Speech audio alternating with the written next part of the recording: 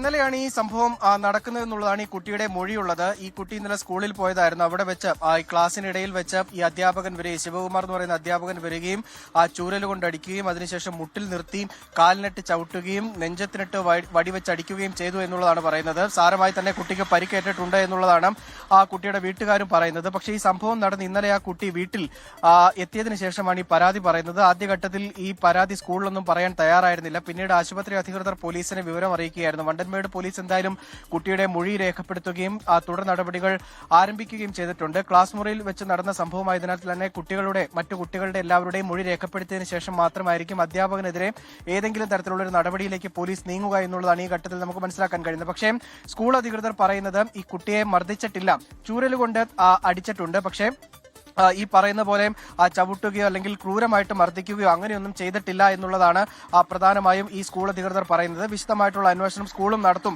എന്നുള്ളതാണ് PTA president ഉൾപ്പെടെയുള്ള ആളുകൾ നമ്മളോട് വ്യക്തമാക്കുകയും ചെയ്തിരിക്കുന്നത്. എന്തായാലും കുട്ടിക്ക് ചെറിയ രീതിയിൽ തന്നെ പരിക്കുകൾ ഉണ്ട് എന്നുള്ളതാണ്. ചെവിക്ക് പിന്നിൽ അടിയേറ്റിട്ടുണ്ട്, അതുപോലെ തന്നെ നെഞ്ചിൽ പാടുണ്ട്, അതുപോലെ തന്നെ തുടയിലും പാടുണ്ട്. അങ്ങനെ കുട്ടിയുടെ പരാതിക്ക് അടിസ്ഥാനമായിട്ടുള്ള കാര്യങ്ങളൊക്കെ പോലീസ് പരിശോധിച്ചു വരികയാണ്.